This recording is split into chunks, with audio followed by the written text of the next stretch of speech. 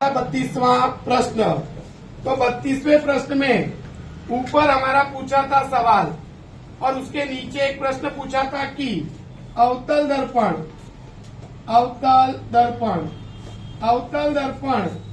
के सामने तीन अलग अलग जगह पर वस्तु को रखना था। पहला था अनंत दूरी पर, दूसरा रखना था हमको वक्रता केंद्र पर और तीसरा हमको रखना था वक्रता केंद्र से परे। ये तीन अलग अलग जगह पर हमको क्या रखनी थी? वस्तु।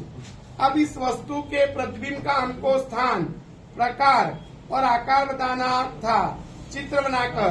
पर हमको अगर ये एक चित्र अगर हमको आता है तो उसके आधार पर भी हम क्या कर सकते हैं कि बाकी के तीनों प्रश्न को एक साथ लिख सकते थे। यहाँ पर देखो, ये हमारा अवतल दर्पण,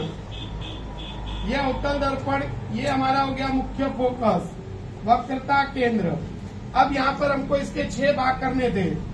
यहाँ से देखो, यहाँ पर ये पहला भाग जो अनंत वाला है, ये दूसरा, तीसरा, चौथा, पांचवा और ये छठा। यहाँ पर ये पहला भाग, दूसरा भाग, तीसरा, चौथा, पांचवा और ये छठा। अब ये वस्तु का स्थान था। अब यहाँ पर वस्तु रखी जाए तो इनका प्रतिबिंब कहाँ बनेगा? तो उसका सरल तरीका यहाँ पर एक खाना छोड़ देना है। यहाँ पर नंबर देना है 1, 2, 3, 4 और यहाँ पर 5। एक छठा हमारा बच जाएगा, उसको यहाँ पर लिखना है 6। तो यहाँ पर हमारा हो जाएगा 6। अब क्या करना है कि यहाँ पर हमको बताना है उसका, इस पर से हम उसके स्थान बता सकते हैं कि वस्तु कहाँ रखी है तो प्रतिबिंब कहाँ पर बनेगा। तो जैसे अनंत दूरी है तो अनंत दूरी पर हम वस्तु को रखेंगे तो उसका प्रतिबिंब बनेगा मुख्य फोकस पर। तो यहाँ पर हम लिख सकते थे कि अनंत दूरी पर अगर वस्तु है तो उसका प्रतिबिंब बनेगा मुख्य फोकस पर। दूसरा है कि वक्रता केंद्र पर वस्तु रखी है तो उसका प्रतिबिंब वक्रता केंद्र पर ही बनेगा। तो हम इसके लिख सकते हैं कि वक्रता केंद्र पर वस्तु रखी है तो उसका प्रतिबिंब वक्रता केंद्र पर ही बनता है। तीसरा हमारा था कि वक्रता केंद्र से परे अगर वस्तु रखी है, ये वक्रता केंद्र से परे थी, तो यहाँ पर हम लिख सकते थे कि वक्रता केंद्र से जब वस्तु को परे रखोगे तो उसका प्रतिबिंब बनेगा F और C के बीच में। और ऐसा लिखकर हम एक उसका स्थान बता पाते कि वस्तु को कहाँ रखा है और प्रतिबिंब कहाँ बनेगा। तो इस सरल तरीके का उपयोग करके हम चित्र बनाए बिना वस्तु कहाँ रखी है और उसका प्रतिबिंब कहाँ बनेगा वो बता सकते थे। अब बात थी उसके प्रकार की। तो प्रकार में आपको क्या करने का कि ये पांचों के 5 प्रतिबिंब दर्पण के सामने बन रहे, इसलिए ये पांचों प्रतिबिंब वास्तविक और उल्टे होंगे। तो वास्तविक और उल्टा, खाली ये प्रतिबिंब दर्पण के पीछे बन रहा है, इसलिए ये होगा आभासी और सीधा। तो यहाँ पर हमारा पहला अनंत पे था वस्तु, तो प्रतिबिंब बना मुख्य फोकस पर, लेकिन प्रतिबिंब कैसा बना? वास्तविक और उल्टा।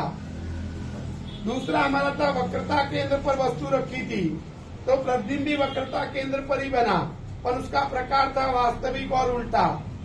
तीसरा हमारा था कि वक्रता केंद्र से परे वस्तु रखी थी, तो उसका प्रतिबिंब बना F और C के बीच में, वो भी प्रतिबिंब था वास्तविक और उल्टा। तो ऐसे हम उसके प्रकार के बारे में चित्र बनाए बिना लिख सकते थे। अब बात आती थी हमारी उसके आकार की।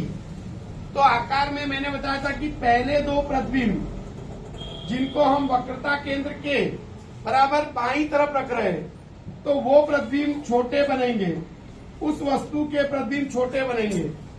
और जिस वस्तु को आपने वक्रता केंद्र पर रखी है उस वस्तु का प्रतिबिंब वस्तु की ऊंचाई जितना बनेगा, यानी वस्तु की बराबर ऊंचाई का प्रतिबिंब बनेगा। और जिन वस्तुओं को आपने वक्रता केंद्र से दाईं तरफ रखा है उनके प्रतिबिंब बड़े बनेंगे, तो उनके प्रतिबिंब बड़े बनेंगे। तो इसका उपयोग करके हम उनका आकार बता पाते हैं। आकार कैसे बताते हैं कि अनंत दूरी पर वस्तु रखी है, यानी पहले नंबर पर वस्तु रखी है, तो इसका मतलब उसका प्रतिबिंब छोटा बनेगा। अब अत्यंत छोटा बनेगा ऐसा लिखो तो बहुत सही है, लेकिन ना याद रहे तो इतना लिखो कि छोटा बनेगा तो भी सही है।